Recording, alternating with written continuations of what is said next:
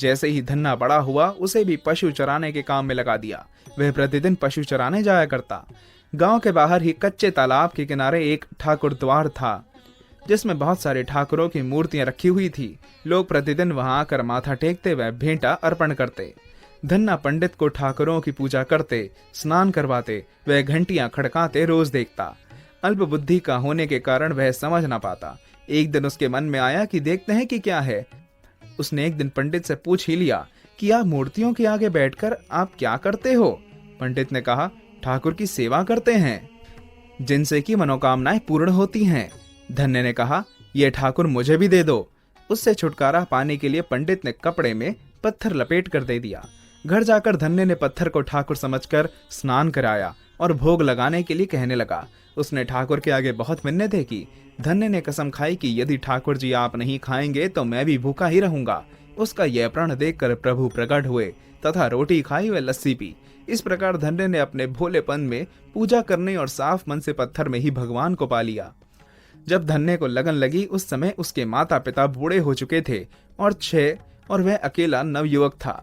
उसे ख्याल आया कि ठाकुर को पूजा से खुश करके यदि सब कुछ हासिल किया जा सकता है तो उसे अवश्य ही यह करना होगा, जिससे घर की गरीबी चली जाए तथा सुख की सांस आए। ऐसा सोचकर ही वह पंडित के पास गया। पंडित ने पहले ठाकुर देने से मना कर दिया कि जाट इतना बुद्धिमान नहीं होता कि वह ठाकुर की पूजा कर सके। दूसरा, तुम अनपढ़ हो। तीसरा, ठाकुर जी मंदिर के बिना कहीं नहीं रहते और ना ही प्रसन्न होते हैं, इसलिए तुम जिद मत करो और खेतों की संभाल करो। ब्राह्मण का धर्म है पूजा पाठ करना, जाट का कार्य है अनाज पैदा करना। परंतु धन्ना टस से मस न हुआ। अपनी पिटाई के डर से पंडित ने जो सालग्राम मंदिर में फालतू पड़ा था उठाकर धन्य को दे दिया और पूजा पाठ की विधि भी बता दी। पूरी रात धन्य को नींद न आई। वह पूरी रात सोचता रहा कि ठाकुर को कैसे प्रसन्न करेगा और उनसे क्या मांगेगा। सुबह उठकर अपने नहाने के बाद ठाकुर को स्नान कराया। भक्ति भाव से बैठकर लस्सी, ऋढ़ की व रोटी पकाई। उसने प्रार्थना की, हे प्रभु, भोग लगाओ। मुझ गरीब के पास रोटी, लस्सी और मक्खन ही है और कुछ नहीं। जब और चीजें दोगे तब आपके आगे रख दूंगा। वह बैठा ठाकुर जी को देखता रहा। अब पत्थर भोजन कैसे करे? पंडित तो भोग का बहाना लगाकर सारी सामग्री घर ले जाता था, पर भोले बालक को इस बात का कहाँ ज्ञान था। वह व्याकुल होकर कहने लगा कि क्या आप जाट का प्रसाद नहीं खाते? दादा तो इतनी देर नहीं लगाते थे।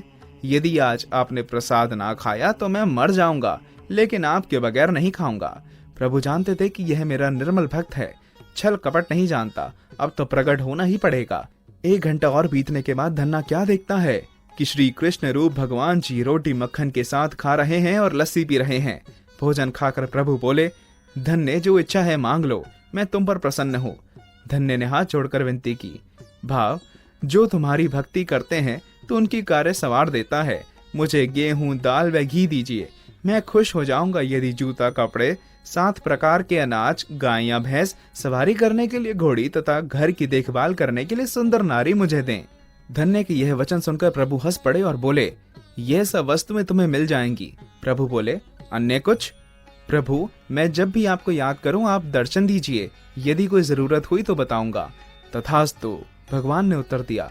हे प्रभु, धन्ना आज से आपका आजीवन सेवक हुआ। आपके अलावा किसी अन्य का नाम नहीं लूंगा।